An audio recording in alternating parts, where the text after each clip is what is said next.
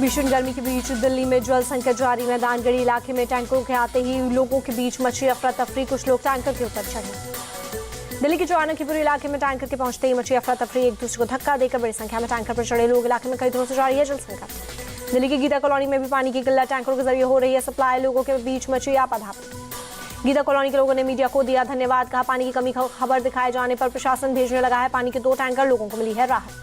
PM Modi का Italy में चल रहे G7 शिखर सम्मेलन का दौरा हुआ पूरा। ब्रिंसी हवाई अड्डे से भारत के लिए हुए रवाना। पीएम मोदी ने ट्वीट कर G7 शिखर सम्मेलन के दौरे को बताया उपयोगी। इटली के लोगों और सरकार का गर्मजोशी भरे आतिथ्य के लिए जताया आभार। पीएम मोदी ने वर्ल्ड लीडर्स के साथ हुई मुलाकात का किया जिक्र। कहा हमारा लक्ष्य ऐसे प्रभावशाली समाधान तैयार करना है जिसका वैश्विक समुदाय को फायदा हो।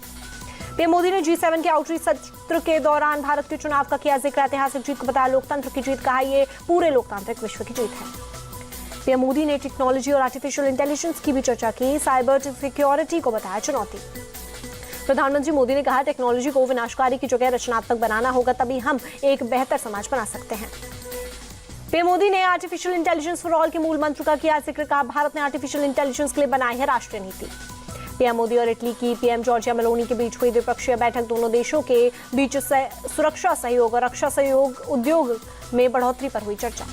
पीएम मोदी ने पीएम मेलोनी का G7 की बैठक का न्योता देने के लिए जताया आभार। कहा दोनों देश वाणिज्य रक्षा टेलीकॉम और ऊर्जा जैसे क्षेत्रों में करेंगे सहयोग।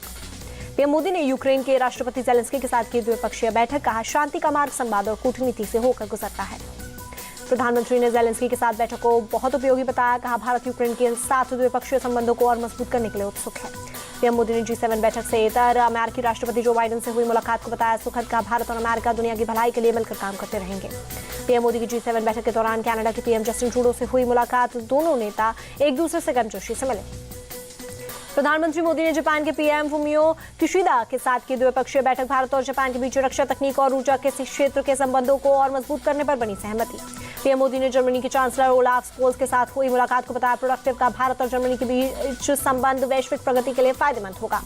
प्रधानमंत्री मोदी और ब्रिटेन के पीएम ऋषि सुनक के बीच हुई द्विपक्षीय बैठक। पीएम मोदी ने गर्मजोशी के साथ पीएम सुनक को लगाया गले।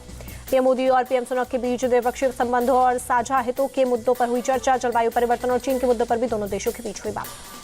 पीएम मोदी ने G7 बैठक के बीच फ्रांस के राष्ट्रपति इमैनुअल मैक्रों से की द्विपक्षीय मुलाकात। दोनों ने एक दूसरे को गले लगाकर जताई रिश्ते की गर्मजोशी। पीएम मोदी और राष्ट्रपति मैक्रों ने दोनों देशों के बीच रक्षा संबंधों को मजबूत करने पर जताई सहमति। तकनीक शेयर करने और व्यापार को बढ़ाने पर भी दोनों देशों के बीच बनी सहमति। इटली में पीएम मोदी ने तुर्की और ब्राजील के राष्ट्रपति से भी की मुलाकात। कई मुद्दों पर हुई चर्चा। प्रधानमंत्री मोदी G7 बैठक के बीच पोप फ्रांसिस से मिले। पोप फ्रांसिस से पीएम मोदी ने मिलकर उन्हें गले लगाया। पीएम मोदी ने दिया भारत आने का न्योता। पीएम मोदी का 18 जून को वाराणसी दौरा। सीएम योगी ने कार्यक्रम स्थल पर तैयारियों का लिया जायजा। सीएम योगी ने प्रधानमंत्री मोदी की वाराणसी यात्रा को लेकर अधिकारियों से की बात। अधिकारियों को कई अहम निर्देश दिए। सीएम योगी ने अधिकारियों को दिए निर्देश किसान संवाद कार्यक्रम में आने वाले किसानों को किसी भी तरह की समस्या न हो। अधिकारियों के साथ बैठक में मुख्यमंत्री योगी का निर्देश कार्यक्रम के दौरान पुख्ता सुरक्षा व्यवस्था के साथ ही पर्याप्त छाया और पानी की पूरी व्यवस्था की जाए। पीएम मोदी के वाराणसी दौरे को लेकर सीएम योगी का ट्वीट। लिखा प्रधानमंत्री के तीसरी बार शपथ के लिए पहली बार काशी आगमन हो रहा है। इस अवसर पर पूरे शहर में भव्य स्वागत की तैयारी। एसबी चीफ और यूपी के मंत्री ओपी राजभर गठबंधन पर घोसी में दिए अपने बयान से पलटे। कहा एनडीए के सभी लोग अपनी ओर से हार की समीक्षा कर रहे हैं। ओपी राजभर ने घोसी में कहा था कि जनता ने मोदी योगी को नकार दिया। गठबंधन के तमाम दल के नेता गठबंधन धर्म को निभाना नहीं जानते। बीजेपी के अहंकार वाले बयान से आरएसएस नेता इंद्रेश कुमार का यूटर्न। कहा राम की भक्ति करने वाले सत्ता में वापस आ गए हैं। इंद्रेश कुमार ने पीएम मोदी के नेतृत्व में देश की तरक्की करने की जताई उम्मीद। लोगों से की एकजुटता की अपील। कहा मजहबी कट्टरता और जाति की छुआछूत से दूर रहें। नीतीश कैबिनेट में 25 एजेंडों पर लगी मुहर। बिहार में बेरोजगारों को मिलेगा बेरोजगारी भत्ता। जेडीयू के प्रदेश महासचिव जितेंद्र यादव 6 साल के लिए पार्टी से निष्कासित। पार्टी विरोधी गतिविधियों में शामिल होने का आरोप। दिल्ली पुलिस ने हनी बग्गा राज्यवर्धन समेत एनएसयूआई के कई कार्यकर्ताओं के खिलाफ दर्ज की एफआईआर। नीट परीक्षा के मुद्दे पर केंद्रीय मंत्री धर्मेंद्र प्रधान के आवास के पास विरोध प्रदर्शन के मामले में एक्शन। हैदराबाद के एयरफोर्स अकेडमी में एयरफोर्स के फ्लाइट कैडेट्स का combined graduation parade. Air chief marshal VR Chaudhary समारोह की मौजूदगी में भव्य आयोजन। राष्ट्रपति भवन में राजा पर्व समारोह का आयोजन। राष्ट्रपति द्रौपदी मुर्मू कार्यक्रम में हुई शामिल।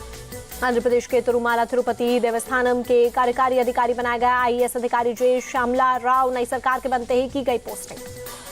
केंद्रीय मंत्री एचडी कुमारस्वामी तिरुमला के श्री वेंकटेश्वर स्वामी मंदिर पहुंचे। दर्शन कर लिया आशीर्वाद। दिल्ली के चांदनी चौक में लगी आग की घटना पर एफआईआर दर्ज। आग की चपेट में करीब 110 से 120 दुकानें हुई थी प्रभावित। दिल्ली के वसंत विहार में एक दुकान में लगी भीषण आग, दमकल कर्मियों ने पाया आग पर काबू, किसी के हताहत होने की खबर नहीं। गुजरात के अमरेली में बोरवेल में गिरी बच्ची की हुई मौत, करीब 17 घंटे तक चला rescue operation.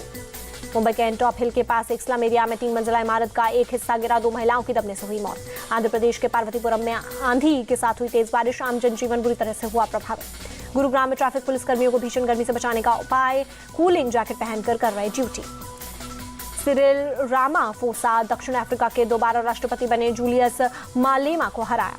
T20 world cup में आज भारत खेलेगा अपना आखिरी लीग मैच, कनाडा के खिलाफ फ्लोरिडा में होगा मैच, रात 8 बजे से खेला जाएगा मैच। T20 विश्व कप में बड़ा उलटफेर, पाकिस्तान की टीम T20 विश्व कप से हुई बाहर, पहली बार खेल रही अमेरिका की टीम सुपर 8 में पहुंची।